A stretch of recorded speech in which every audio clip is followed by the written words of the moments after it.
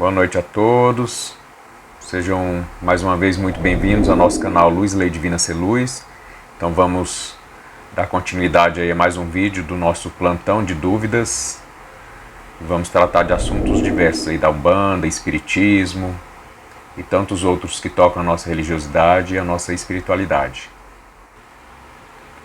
Então é exatamente o que a Blenda falou. Esse caminho reverso, ou seja, eu parar em determinados momentos da minha vida, principalmente do meu dia, aliás, não da minha vida, do meu dia, ou seja, isso tem que ser uma prática diária. Eu preciso parar alguns momentos do meu dia para poder olhar para as coisas com consciência. Aí eu projeto a luz da minha consciência nessa coisa, eu consigo enxergar essa coisa, eu consigo entender.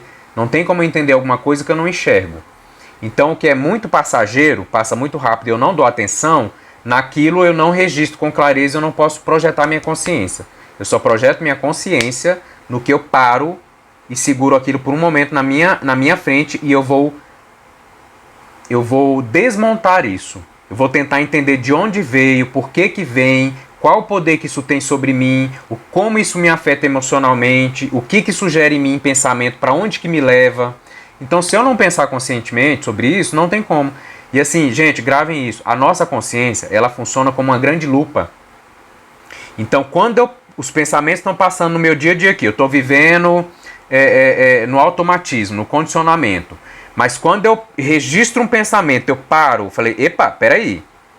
Esse aqui eu registrei e eu pego ele, eu coloco na minha frente, eu estou pegando essa lupa da minha consciência e eu estou ampliando isso.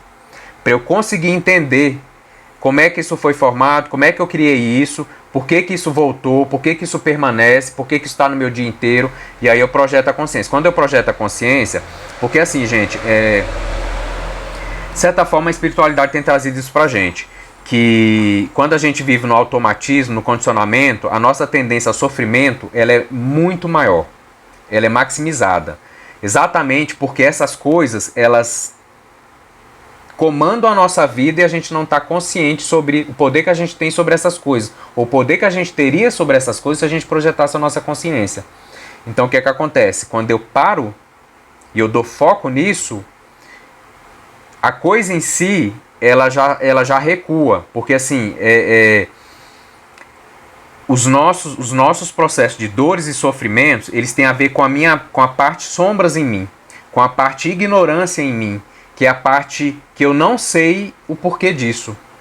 Então, assim, eu estou sendo jogado nas paredes da vida aí, de qualquer forma, sem saber o que está acontecendo. E é por isso que a gente fala, quando a gente projeta razão, que tem a ver com a nossa consciência também, o nosso juízo desenvolvido, a gente entende a coisa e a gente começa a se perguntar, mas por causa disso eu estou assim?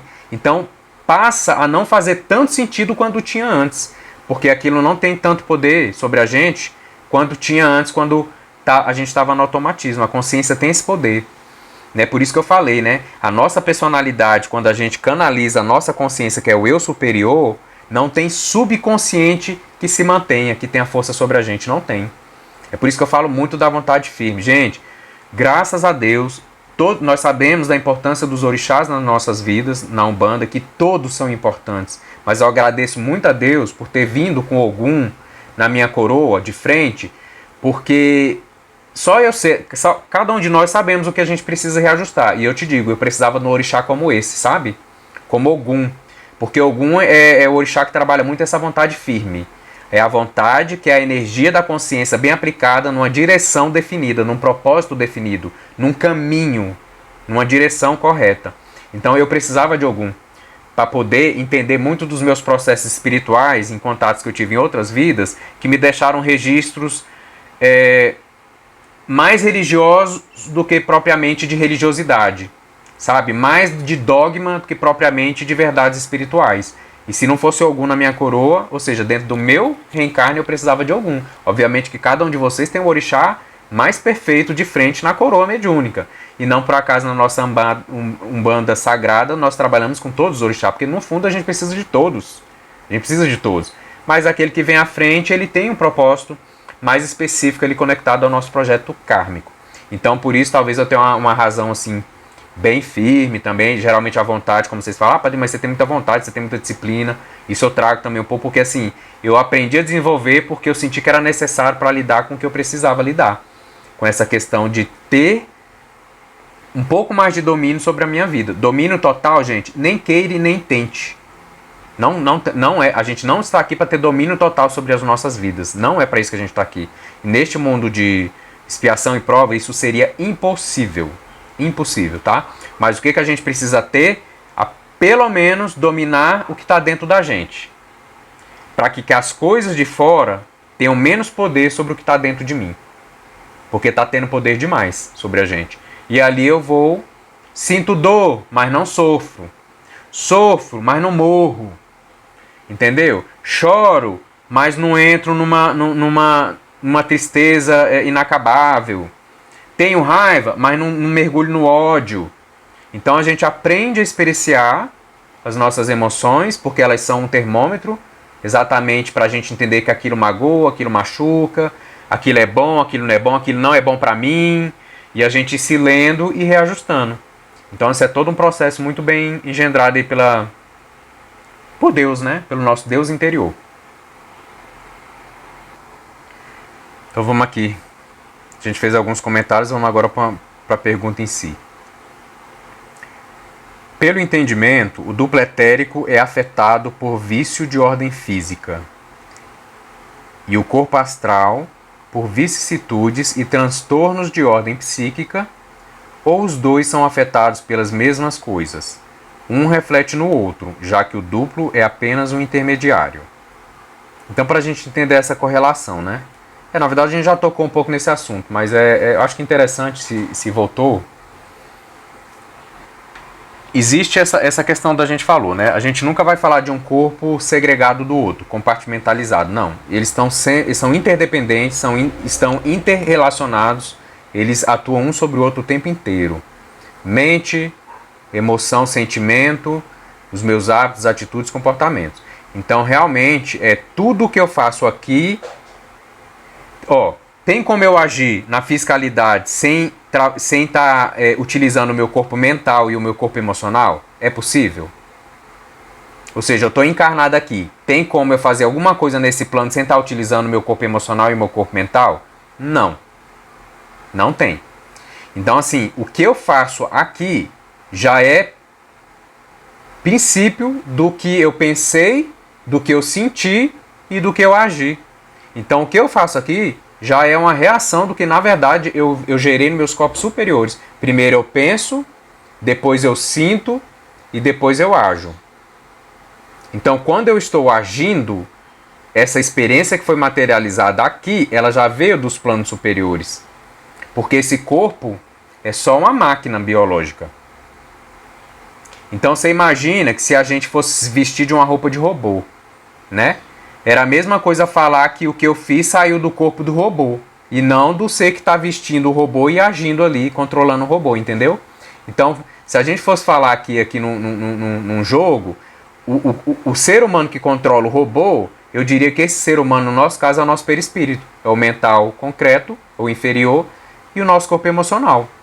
Então não tem como o robô agir se não for por meio desse ser inteligente aí, né?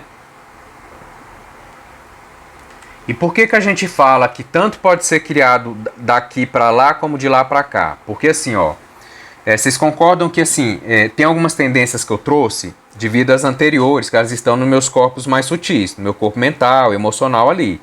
Então elas vão reverberar. Mas vocês compreendem que eu posso gerar novos maus hábitos nessa vida? Se eu posso gerar maus hábitos nessa vida, existe alguma semente, algum princípio disso na minha mente para que eu tenha essa ideia. Porque se não houver possibilidade nenhuma, não há como isso acontecer. Mas o que a gente precisa entender? Vamos falar de uma pessoa aqui, de um exemplo bem claro. Uma pessoa que hoje tem vício em cigarro. Vocês concordam que não era uma pessoa que não tinha tendência nenhuma a fumo e de repente, de uma hora para outra, puf, ela criou o vício. Ela teve algumas experiências em vidas anteriores que foram aproximando ela dessa tendência de se relacionar com cigarro.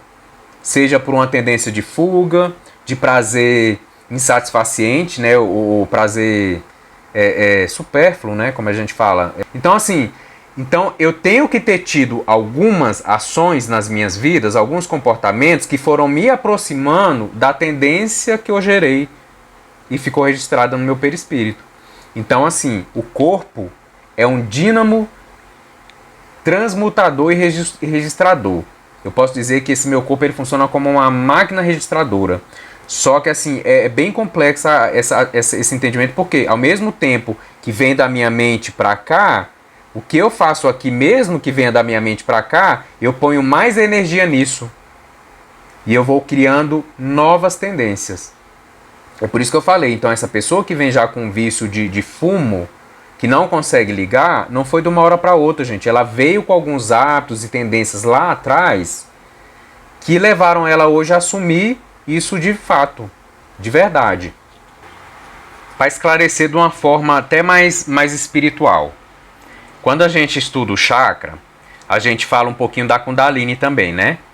Que são dois feixes, por assim dizer, de energia, que um sobe, porque ele sai do chakra raiz, do centro da Terra para cima, certo? E o outro que vem dos planos superiores, né? Entra no chakra coronário e desce para a Terra. Não é sempre subindo e descendo? Não para. Esse é o movimento da vida. Então a gente está dentro desse movimento. Tudo que vem dos meus corpos sutis e desce para o corpo físico, tudo que vem do meu corpo físico e sobe para os meus corpos sutis. Então esse movimento, ele está dentro de uma lei. Então isso acontece. Então é por isso que os nossos chakras rodam, né?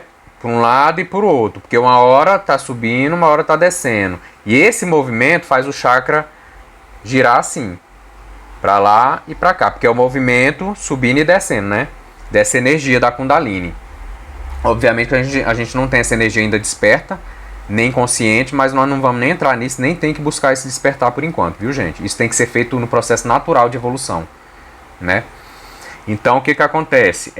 Gente, é aquela via de duas mãos, né? O meu corpo físico não está separado, segregado do meu corpo emocional e do meu corpo mental, assim como o meu corpo mental e o meu corpo emocional, ou seja, o meu perispírito não está segregado do meu corpo físico. Então é uma troca indo e vindo simultaneamente ao mesmo tempo. Ou seja, ao mesmo tempo eu estou gerando hábitos, estou recepcionando tendências, estou criando novos hábitos, estou reajustando os hábitos antigos e assim tudo nesse emaranhado de pensar, de sentir e de agir, tá? Então acho que assim a gente exemplifica melhor. E aí vocês mandaram agora um trecho do nosso livro Umbanda como Luz e Lei Divina, né? Um trecho que fala, que tem uma citação que fala que há mais mistérios entre o céu e a terra do que supõe nossa vã filosofia. E eu digo no livro, né, que a mesma foi positivamente deturpada. Como assim? Aí eu peguei o trecho do livro, né? O livro fala o seguinte: para os estudiosos mais ousados, já se tornara fato que a história do Brasil, como a conhecemos academicamente, desintegra-se em seus feitos cronológicos, como em relação ao seu descobrimento, seu povoamento, seu desenvolvimento cultural e mesmo no que tange seu desígnio no plano divino. O que nem mesmo é de conhecimento da quase totalidade de seus filhos, os brasileiros. Ou seja, o que está nos nossos livros de história e o que se fala da história do Brasil, você vê que hoje já é muito claro a gente falar assim, o Brasil foi descoberto em 1500. Oi? Não. Não foi descoberto porque já tinha gente vivendo aqui. Agora, os portugueses descobriram o Brasil em 1500, tudo bem. Mas ele não foi descoberto em 1500.